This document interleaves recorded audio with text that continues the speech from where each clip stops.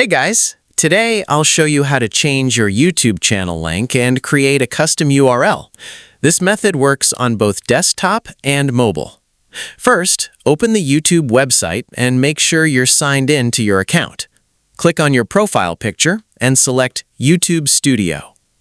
From the left-hand menu, go to Customization, then open the Profile section.